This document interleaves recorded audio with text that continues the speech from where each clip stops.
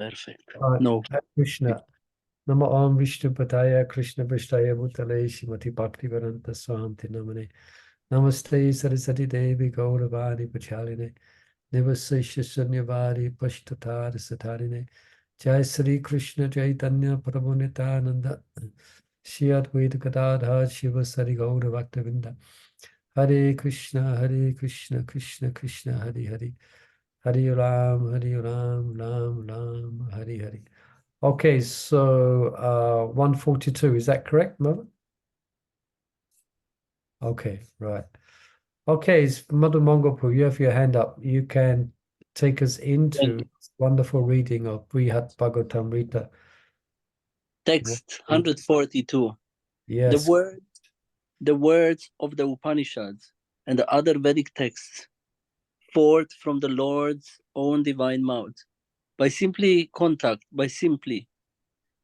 contact with his bimba red lips, that wooden object, that all enchanting little bamboo flute, has created a sound more nectarian than the words of the Vedas and any other form of speech. Commentary. Narada has great admiration for Krishna's flute, and so he calls it by the affectionate diminutive named Vamsika, little bamboo flute. At the same time, however, he cannot help but feel jealous of the flute's intimate relationship with Krishna, which some like himself can never have. Therefore, he also uses the somewhat derogatory term daravi, wooden object. Yeah. Funny. Just one little flute causes so much ecstasy, so much controversy. Yes, Hare Krishna. Yes, Hare Krishna. Oh, I can hear me. Must be trying to. Okay, continue. Hearing that sound of the flute, all the demigods Hearing and that sound of the flute. I can hear myself. Yeah, try again. I can hear myself. Oh, it's coming, yeah. Yeah, Hearing that sound of the flute, all the demigods and persons and perfected mystic flying in their and perfected mystic flying in their aeroplanes, well bewildered in divine love. And so were their wives. Indra, Shiva, Brahma, and other demigods were so confused they could not longer tell fact from illusion. Commentary. Flying over the earthly Vrindavan, the demigods and sages in the Vimanas, the subtle vehicles that carries them all over the universe by the power of air, were helplessly attracted by Krishna's flute, and their wives succumbed to the charm of Cupid. In Srimad Bhagavatam 10:21-12, yeah, they succumbed. Yeah. Succumbed. The gopis described that scene. Krishna's beauty and character created a festival for all women. Indeed, when the demigods, wives flying in all aeroplanes, with their husband catch sight of him and hear his resonant flute song, their hearts are shaken by Cupid, and they become so bewildered that the flowers fall out of their hair and their belts loosen. When the demigods and sages in their vimanas approached Vrindavan, they were first heard that faint sound of Krishna's flute from a distance. Then, as they come closer and the sound became more audible, even Brahma, Shiva, and Indra were bewildered. O pious Mother Yashoda, your son, who is expert in all the arts of herding cows, has invented many new styles of flute playing. When he takes his flute to his bimba red lips and sends forth harmonious tones in variegated melodies, Brahma, Shiva, Indra, and other chief demigods become confused upon hearing the sound. Although they are the most learned authorities, they cannot ascertain the essence of that music, and thus they bow down their heads and hearts. Bhagavatam 10:35, 14, 15.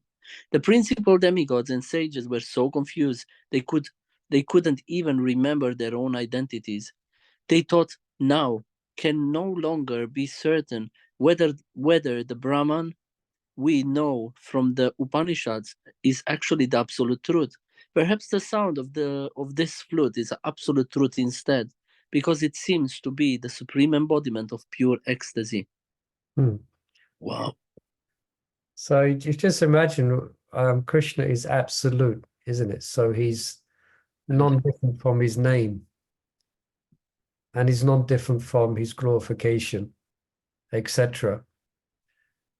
So he's non-different from the sound of the flute. So they're actually difficult to try and understand it completely. But on hearing the flute, it's not as if they're just hearing music. It is Krishna himself. So they feel all the opulences of Krishna. Everything comes through that sound of the flute. Well, the main thing that comes through is prema. Yeah, the love. Yeah, everything. All Main thing the that comes through is prema. And if anyone heard people playing the flute or seen people playing the flute, good ones, sometimes devotees play the flute during kirtan, but the flute playing, it's a very if it's done well, it can or all musical instruments actually, but especially the flute playing, because of the nature of it, you're putting your heart, you're putting yourself into it. The different melodies that you may play and the drawn out notes, especially if it's a good flute player. Of course, no one can come anywhere near Krishna's flute playing. But imagine if Krishna's playing the flute. You can go online and you can listen to Indian flute music for reading and studying, and it's quite melodious. So imagine Krishna putting his whole self. Actually, it's actually described that when the gopis hear the flute, they actually see Krishna, they touch Krishna, they smell Krishna, and they taste Krishna. All their senses become enlivened, as if they are actually smelling Krishna, touching Krishna, etc. That flute playing. Yeah. It's interesting because it's also calling all the cows with the flute. Yeah, and the And flute each note. it gives different messages to different gopis. Krishna, it communicates different things. Like one is the cows. The cows hear their specific name being called.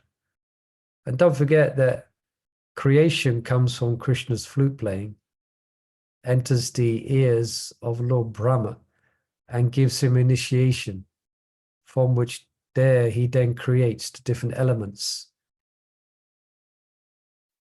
And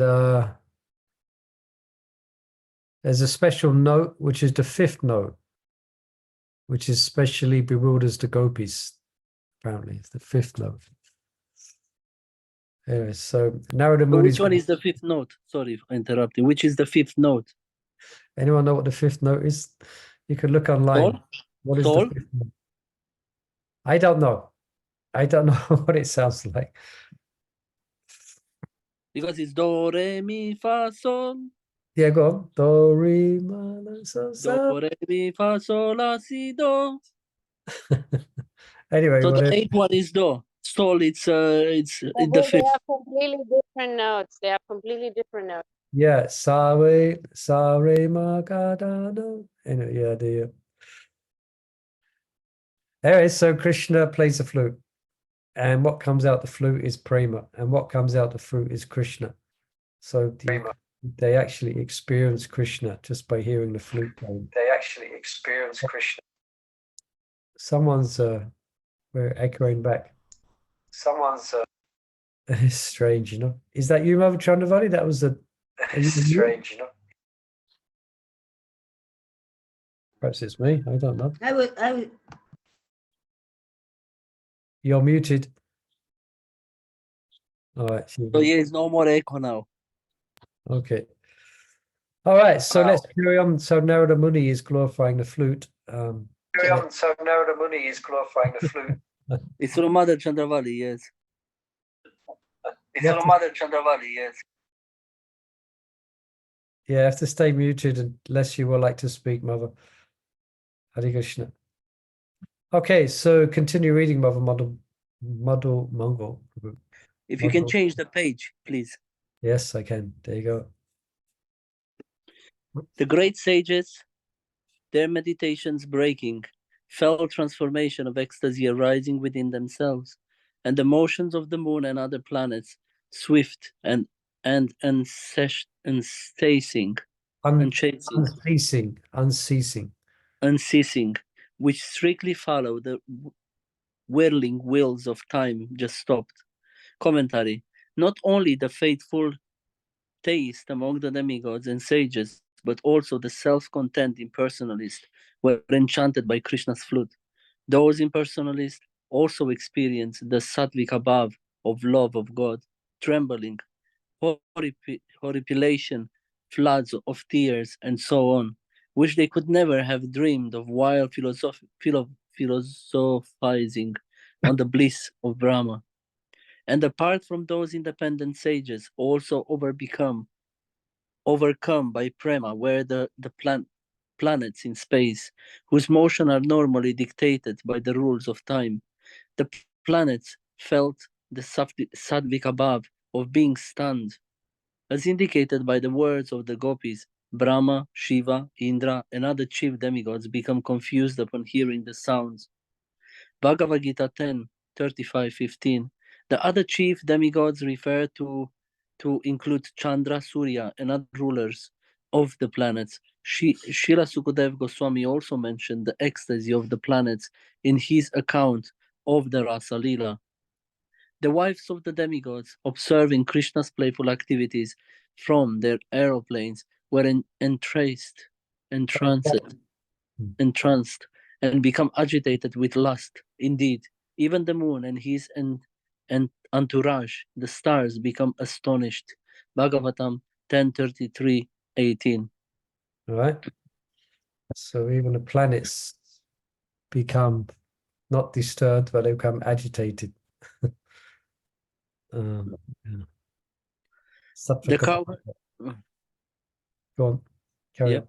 the cowherds dedicated to Krishna everything they had, their bodies, families, and properties, and their very selves. Those cowherds, indifferent to their own customs and needs, paying no respect. Oh, sorry, I touched something here. Regard. No regards to success in this world or the next, had so much respect for Krishna that they even bowed down to their own wives, because those wives were dear to him. Commentary. Persons unfamiliar with Krishna were not the only ones bewildered by his charm. Even his own close friends and family members were confused.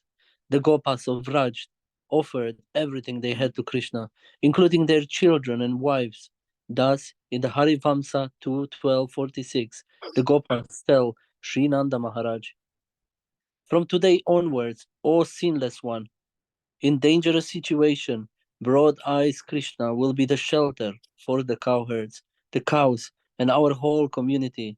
He will be the master of us all. The phrase, our whole community, implies that the Gopas meant to include in their statement the young gopis, but were too embarrassed to mention Krishna's relationship with them directly. As the Gopas well known, no, even their own wives belong to Krishna. Therefore, when the Gopas refer to them as Bharya, the woman, they are responsible to maintain the means for Krishna's enjoyment, not their own. So attached to Krishna's company were the cowherds, little sons, that they acted just like his shadow. If even for a moment they couldn't see him, if he sometimes went away on a, on a whim, they were filled with distress. Even when he returned, they would rejoice and rush to touch him. Commentary. Krishna's cowherd friends were with him constantly. Sometimes, however, Krishna would leave them for a short while to pursue some other interest, like seeing the beautiful sight of Vrindavan. In Srimad Bhagavatam 10:12:6, Sukadev Goswami describes how when Krishna returned from those excursions, his friends would greet him.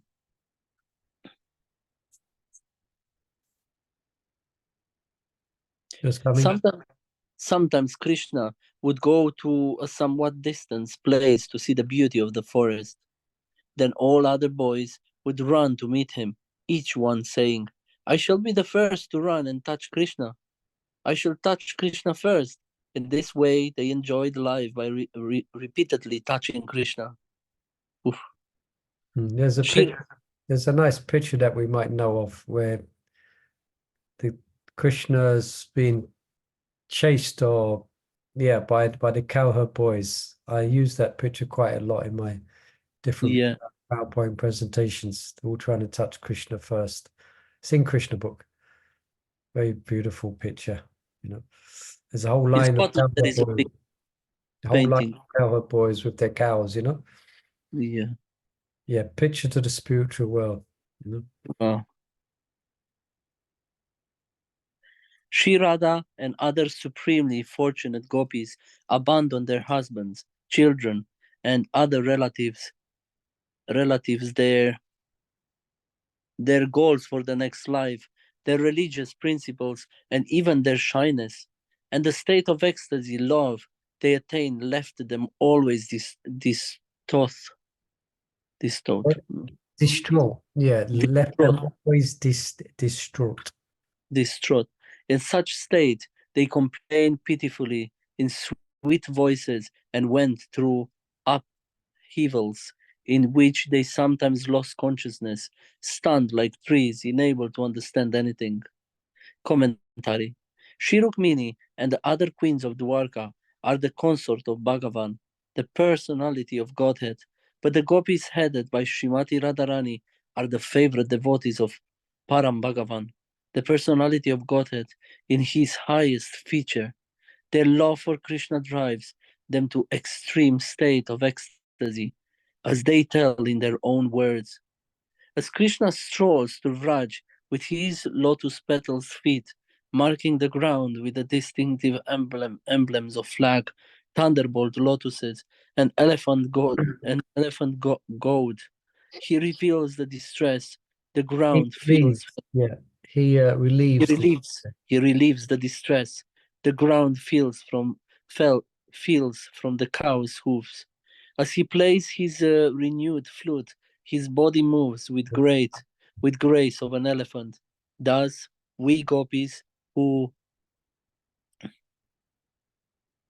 become agitated by the Cupid, when Krishna playful glance at us, stand as still as trees, unaware that our hairs and garments are becoming loose. Srimad Bhagavatam 10:35, 16, 17. Narada speaks of the gopis' compliance as Madhura Katukai, bittersweet, for those who hear them are overwhelmed both by joy and by sorrow. Even living in Vraj during Krishna presence was constantly immersed in intense prema, but when Krishna played his flute, the ecstasy of the prema grew unlimitedly, affecting not only those already in the love with Krishna, but all beings living and inert. Okay, thank you, Mother Mangopur. If anyone would like to read, you're quite welcome. Just what I bring up about this, the word that's often used to describe the affection between the gopis and Krishna. It's a word that is misunderstood because the word is used lust. We read a couple of verses back, so it should be it should be understood that it's actually prema, which prema, as Krishnadas Kaviraj mentions in the 4th chapter of the Adi Leela, he describes about Lord Chaitanya's internal reasons for coming, as we know, is for Krishna to experience the love of Radha. And he explains the nature of the prema of the gopis.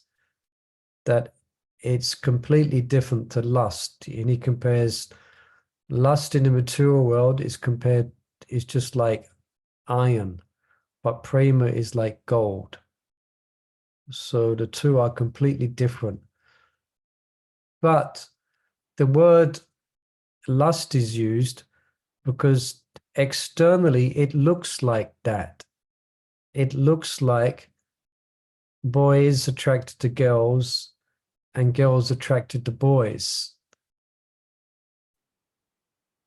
Because that's what it looks like. So that's why it's called lust.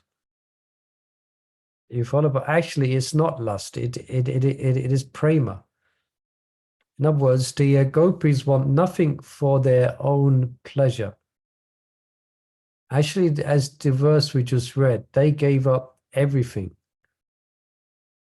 in order to satisfy Krishna. And then Krishna, seeing their selfless, pure love, he becomes ecstatic. And then Krishna Das Kaviraj Goswami describes, then there's a competition. If you've heard this, they're each becoming more ecstatic as they're realizing the prema in each other. So, I'm sure devotees here understand this, but it's good to be reminded sometimes when we hear the word lust, it is not what's to be found in the material world. It is completely pure. It just happens to be called that. It just happens to be called that, but it is called that because it resembles that, but it's not. It's actually prema, which is completely selfless. So the gopis are not lusting after to enjoy Krishna. Kubja, she had some sense of wanting to enjoy Krishna. Her love is considered not to be like the gopis. She actually wanted to enjoy with Krishna. And then in Krishna's association, he put his feet on top of her chest here, and she became free of all lusty desires and became a pure devotee. I just thought I'd put that in there as we're reading. Any questions about that? If you want to read more on it, it's the 4th chapter of the Adi Leela. I'm just doing a little writing of it at the moment, a little study of it. And I did. Sorry. Yes, please. Sorry, Prabhu, can I ask one question? Please, yeah. What's the meaning of that word horripilation, which is on 149? They were saying that sattvic bhavas of love of God, trembling, horripilation, floods of tears, and so on. That's in 144. What is that word, please? I've never heard. Harip, let's have a look. I think it means that the hairs of the body stand on end. All the what verse was it? 144. It's the 1, 2, 3, 4, 4th line down on the commentary. Yeah, normally it's normally the word to word. Yeah. Sattvic bhavas of love of God, trembling, horripilation, floods of tears, Yeah, and so on. horripilation, as far as I know, it's hairs of the body standing on end. Okay. Thank Right. you, Prabhu. Yeah, Just thank trying you. to find the word to word here. Well, perhaps it was in another verse. Transformations. Anyway, yeah, as far as I know, anyone can confirm that. I think it means. Anyway, yeah, as far as I know, anyone can. Go on, Chandravali. If you unmute and speak, then I stop speaking. It won't echo. Speak, then I stop speaking. It won't echo. Yeah, You're muted. on the body, you kind of sweat.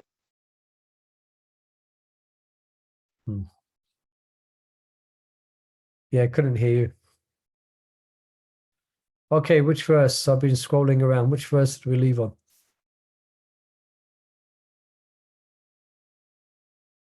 Okay, left here.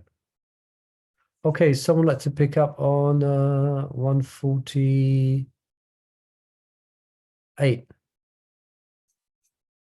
Shall I read, Prabhu? Yes, please, 148. Okay.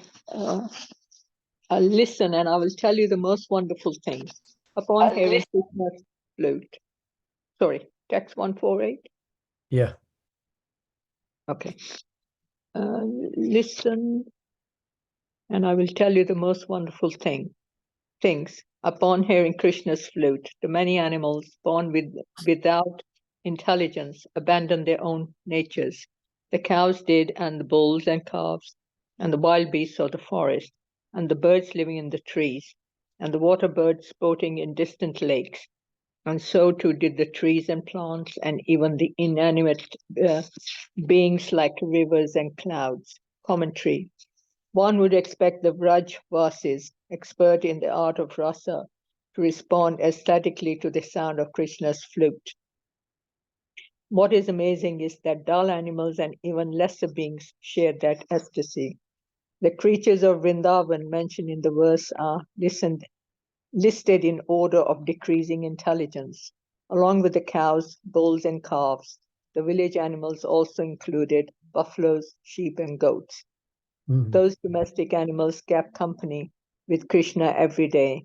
The deer and other forest animals saw him less often, for often they tasted the ecstasies of prema when they heard Krishna's flute.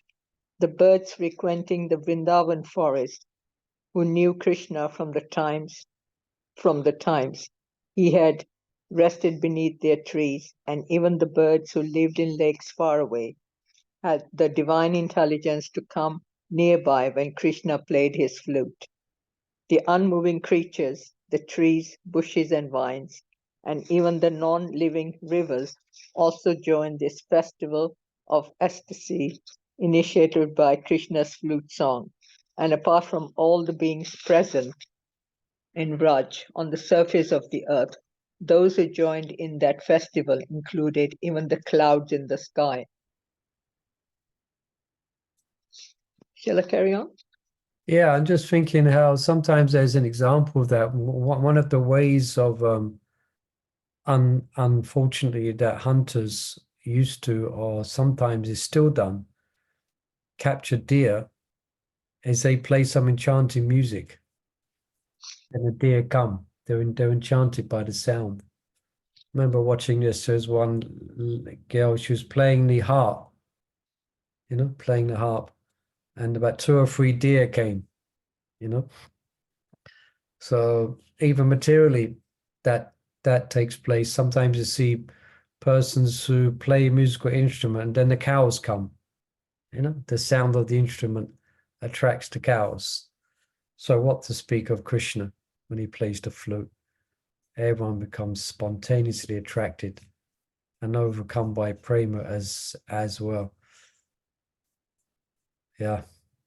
Carry on, Mother. Any other questions, comments? Text 149. The Yeah. moving creatures became immobile. The inanimate beings moved. The conscious beings lost consciousness, and the unconscious gained it. Constantly, indeed, these creatures and objects were submerged in a vast flood of prema rasa, overwhelmed by many transformations of ecstasy. Commentary. Animals stunned by ecstasy lost their power to move. Trees and other plants became mobile, trembling and erupting with new leaves. Conscious creatures no longer showed external expressions of life, and unconscious logs and stones appeared to come alive by sprouting leaves and rolling about in the wind.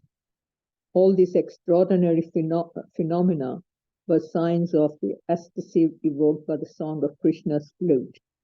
In the words of the gopis, dear friends, as Krishna and Balaram pass through the forest with their cowherd friends, leading their cows, they carry ropes to bind the cows' rear legs at the time of milking. When Lord Krishna plays on his flute, the sweet music causes the living entities to become stunned and the non-moving trees to tremble with ecstasy. These things are certainly very wonderful. Bhagavatam 10:21. So hearing some things perhaps we haven't heard before. Some of these I'm familiar with, but this one here, unconscious logs and stones appeared to come alive by sprouting leaves and rolling about in the wind. Yeah. Also, if you do Govardhan Parakam, there's as you come past Putri, how do you pronounce it? Putri, you come up and you come along the other side. Then you see it's like all the stones are melted. It's like smooth. On like one side, you see that the stones are quite vivid in their shape, with sharp edges. But on the other side, they kind of all seem to be melted. It's quite a phenomenon. Yeah, and there's Krishna's footprint is there. So we're familiar with that. We might have heard of that when we're hearing about Govardhan, that the actual stones melt because of the sound of Krishna's flute playing. And we know, what other symptoms do we know of Krishna's flute playing? Freezing the waters, I think. Yeah, the waters become, the water stops flowing to the Okay. sea, and it flows the opposite direction. The trees are coming down, I think, and bloom. Yeah, the trees are blooming. I mean, coming down, the branches are offering their fruits. The flowers are offering their fragrance. All the flowers are opening up. Their flowers open up and they give their fragrance. The birds, I think the cows become, the calves become stunned. They're chewing grass and they stop chewing. And they just listen to the sound. Cows are always chewing. Their mouth is going. This time they stop. And they stop like that halfway, and they just hear the sound of Krishna's flute playing. What other symptoms are there?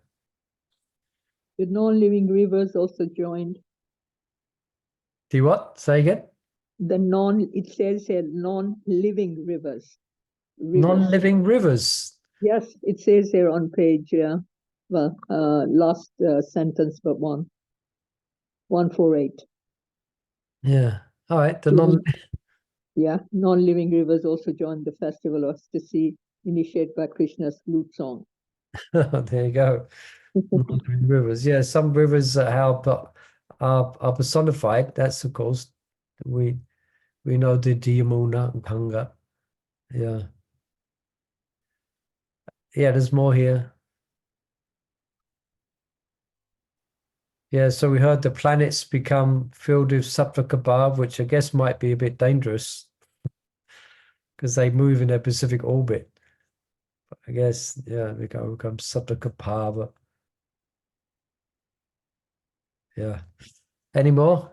Phenomenal Krishna's flute playing. And of course, it enters the heart of the gopis and it nests. It takes it like it creates a nest in the gopis' hearts. Sometimes it is described quite poetically how the gopis' hearts are just like leaves, just like dry leaves. And when Krishna plays the flute, just like a wind, when the wind blows, it blows up the leaves. It goes like, so that's what happens to the gopis' hearts.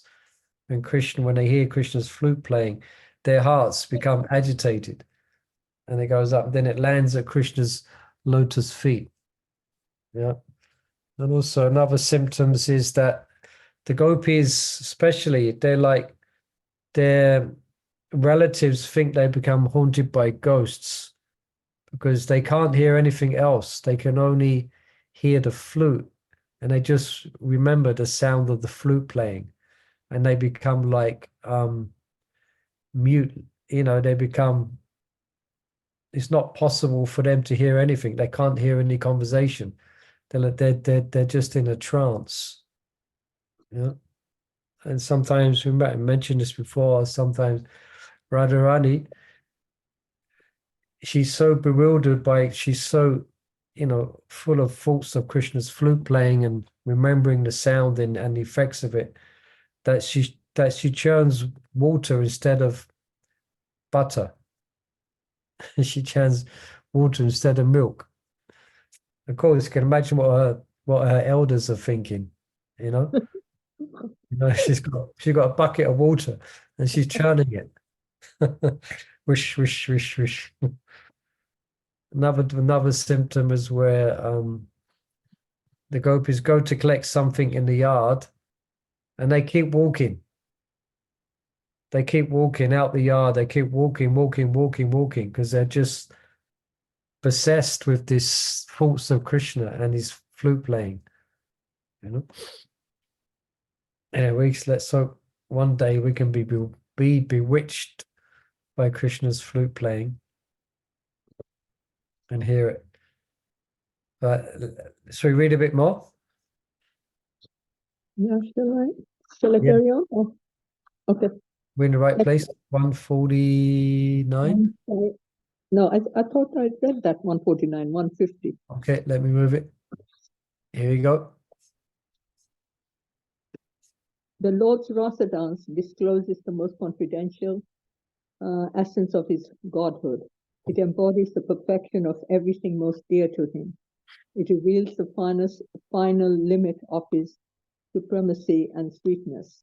The goddess Lakshmi couldn't enter that dance, even after aspiring to do so in hundreds of times. Commentary.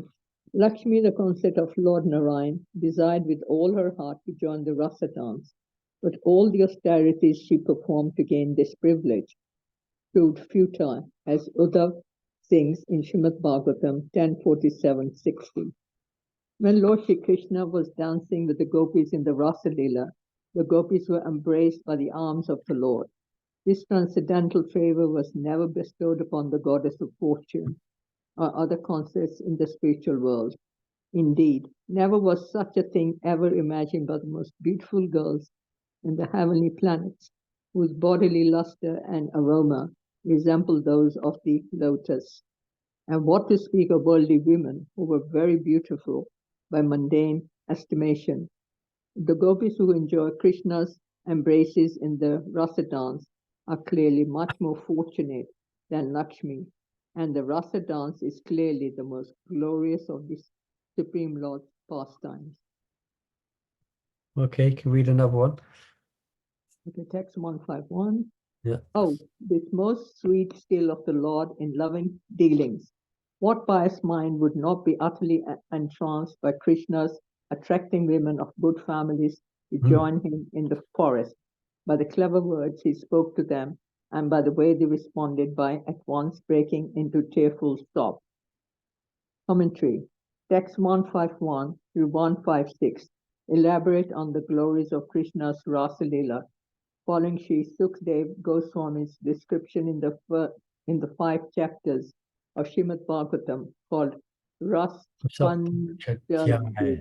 Yeah. Okay, Hare Krishna. Hare Krishna. Thank you, Mother. Hare Krishna. Anyone else like to read? Otherwise, I could jump in for a few verses. Please, someone can like to raise their hand, and after I've done, you can read. Okay, so I read 152. I can praise the Lord's expertise in concealing his mind from the gopis. Let me read that again. I can praise the Lord's expertise in concealing his mind from the gopis. Had he been able to keep it concealed after they pitifully complained. This is obviously when Krishna is telling the gopis they should not come out to the forest in the dead of night. This is after he's called them with the flute, but they should go back home and serve their husbands. Yeah. But once they began to cry, he showed them his true feelings and enjoyed with those gopis, enchanting them with all the arts of Cupid. Pure worship commentary. Pure worship of the Supreme Personality of Godhead has the power to awaken the transcendental Cupid sleeping in the hearts of all conditioned souls. So that's the original attraction to Krishna, Kamadev. Yeah, Klim Kamadevaya Vidmahe. Those Brahmins there, we chant that mantra, the Kamadev Gayatri. That's the transcendental Cupid, which is Krishna. Yeah. To introduce such worship was Krishna's main purpose for coming into the material world. And so it is that his pastimes on earth resemble the activities of ordinary people. But in course of his performing his intimate pastimes, he also displays his complete opulences. as mentioned by Sukadev at the very end of the 10th canto, Bhagavatam 1090-48. Shushmita sumukena vajapona vanitanam vadayam kamadevam. Yes. His blissful smiling face always increases the lusty desires of the gopis of Vrindavan. So what you can do, as you hear this word lusty, you just translate it. Prema increases the loving desires of the gopis of Vrindavan. All right? That were commenting on this verse, Srila Shuddha Swami notes, this Cupid is effulgent deva, in the sense that he intends to conquer the material world. In other words, he bestows liberation by means of transcendental sense enjoyment. Yeah. Sukadev also discloses this transcendental pleasure in the 10th canto of Srimad Bhagavatam, chapters 29 through 33, which are dedicated to the Ras Leela. Okay, just read translation. Krishna threw his arms around the gopis and embraced them. He aroused Cupid in the beautiful young ladies of Raj by touching their hands, hair, thighs, belts, and breasts, by playfully scratching them with his fingernails, and also by joking with them, glancing at them, laughing with them. In this way, the Lord enjoyed his pastimes, in his youth. Text 153. Who can avoid constantly chanting the glories of the Lord's disappearance from the rasa dance? He is so expert in pastimes of separation. He is so expert in pastimes of separation. Though the gopis were endowed with great composure and sobriety, that separation transported them to extraordinary ways of speaking and acting, and extraordinary states of heart. I think this is where the gopis imitate Krishna's pastimes. Yeah, they start acting out as if they are Krishna. Okay, commentary.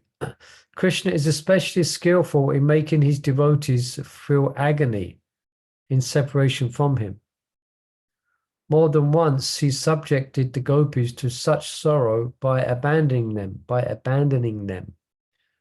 When he disappeared from the ras dance, the gopis apparently went insane and inquired from the animals and plants whether they knew where Krishna had gone.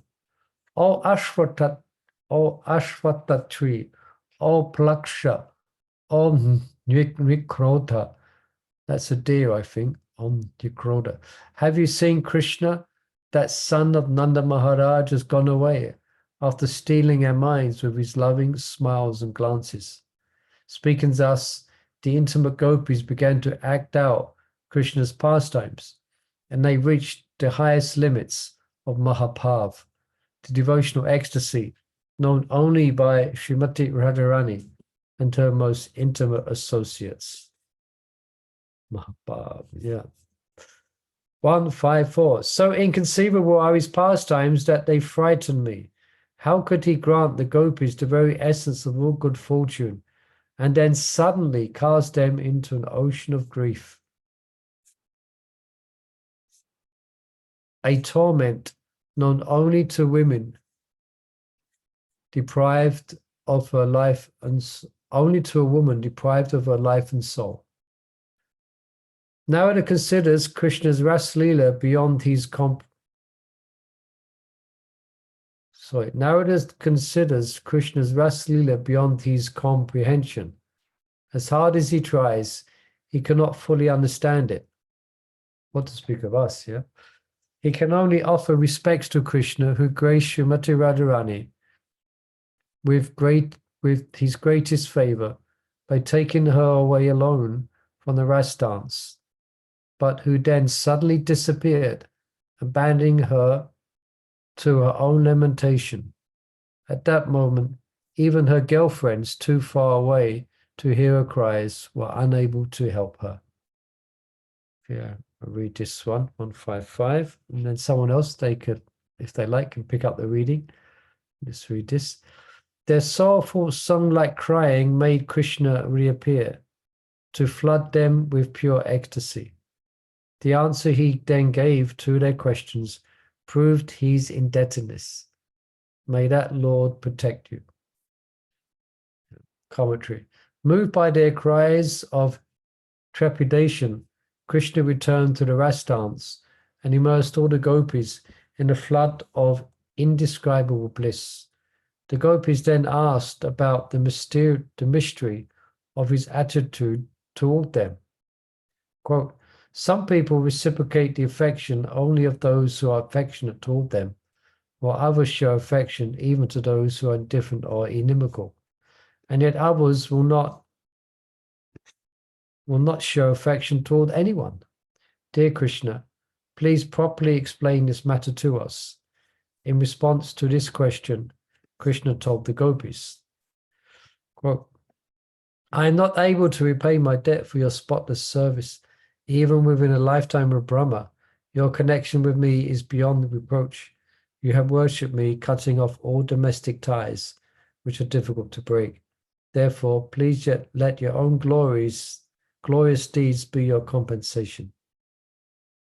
The full purport of this statement will be discussed towards the end of Brhat Bhagavatam Rita.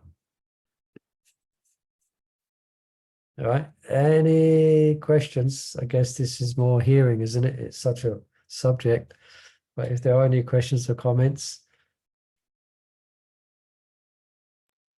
Feels sad in a way.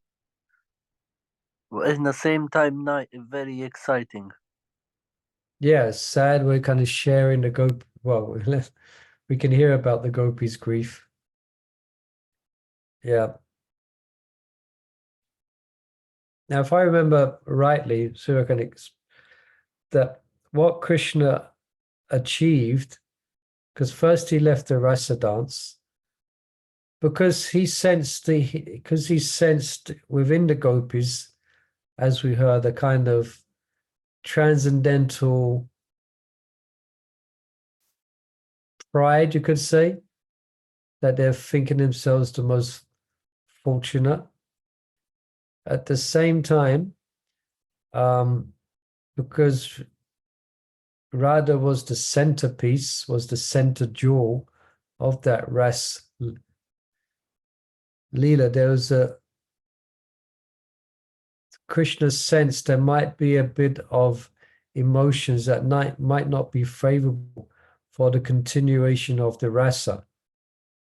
So he wanted to bring all the gopis together in one sense of a belonging and appreciation of Krishna, so that they could feel themselves together and not transcendentally envious of each other. Although there is no envy because they're pure, but transcendentally feeling separate in their enjoyment of Krishna. So then he left with Radharani, and as we know, Radharani's feeling is so fortunate. And then he left Radharani. So when the gopis came and found Radharani, I mean, they were already lamenting Krishna's absence. And then they came across Radharani, and in comparison to her lamentation, they felt very much humbled, seeing her state, her pathetic state in separation from Krishna. They felt themselves humbled. And at the same time, the gopis and Radha, they all shared together. So it brought them all together. Is that making sense? So when there was all one unit, so to speak, no competition with each other, they're all sharing equally this great meditation on Krishna and feelings of separation from him. And they become humbled as well. Then Krishna comes back on the scene.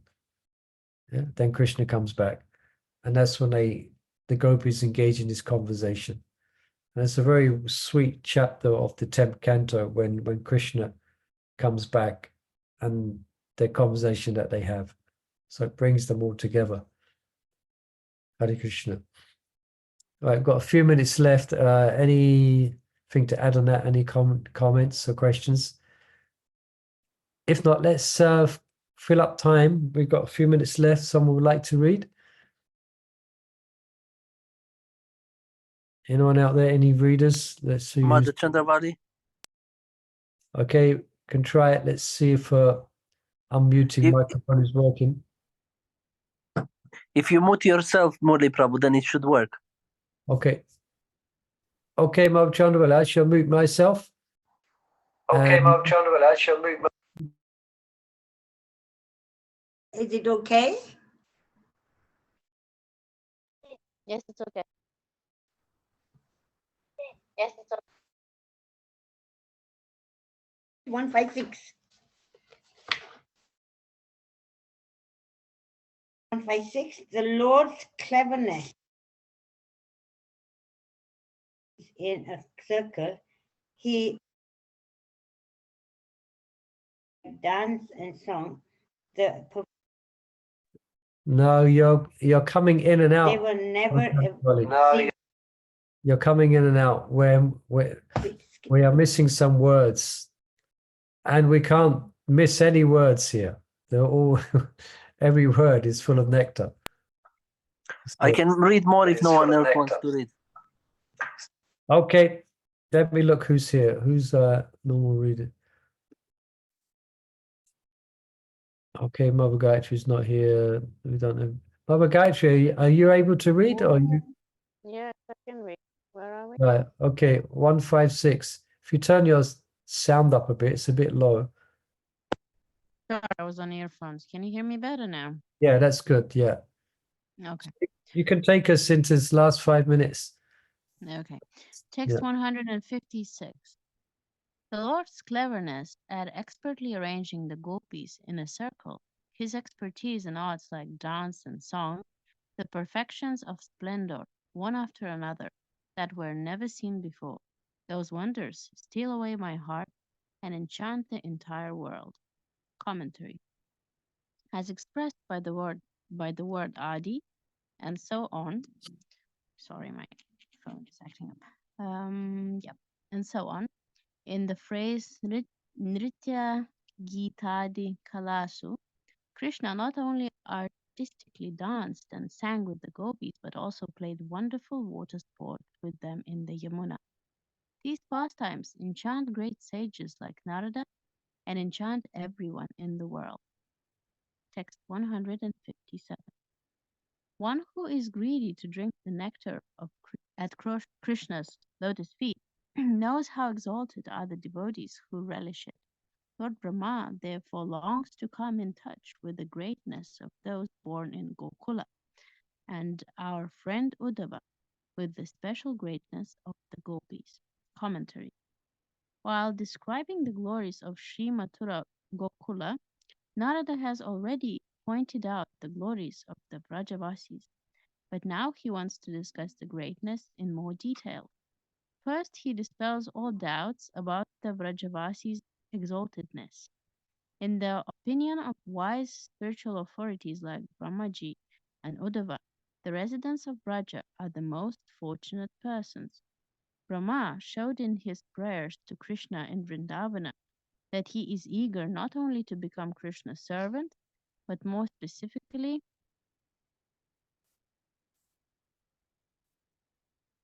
to be given a little of the good fortune possessed by the Brajabasis. Brahma said, should I read the Sanskrit or just skip it? Skip it, I guess. Brahma said, my greatest possible good fortune would be to take any birth, whatever in this forest of Gokula, and have my head bathed by the dust falling from the lotus feet of any of its residents.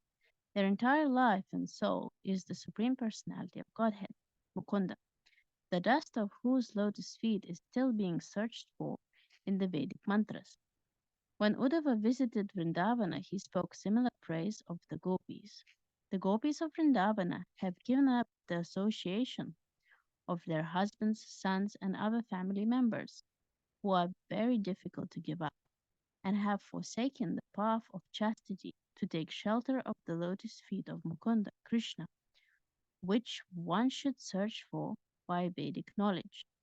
Oh, let me be fortunate enough to be one of the bushes, creepers, or herbs in Vrindavana, because the gopis trampled them and blessed them with the dust of their lotus feet. One should not think that Brahma's aspiration for any birth at all in Vrindavana is better than Uddhava's specific desire for a birth in which. Prabhu, you're not sharing. Oh, sorry. Pages. What happened there? Hare Krishna, pressed the wrong button. Quick, Okay. quick. We still have 1 Okay, minute. there you are, back. Is better than Uddhava's specific desire for a birth in which he can have on his head the dust from the gopis' feet. Brahma, after all, is the appointed ruler of the material world, and simply to become a pure servant of Krishna would be a great success for him. Uddhava, however, being already Krishna's intimate servant and friend, will be satisfied only by becoming one of Krishna's dearmost devotees. As a general rule, people desire what they lack. The prayers of both Brahma and Uddhava, each in their own way, are completely fitting. Hare Krishna. Okay, let's pause there for today. So today's verses here is more just to be read. Yeah.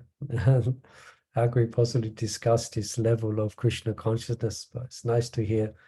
Okay, so thank you everyone for joining us, and Hare Krishna. So wish you, as of course, a wonderful Krishna conscious weekend, and let's get together next Monday for continued readings. Okay.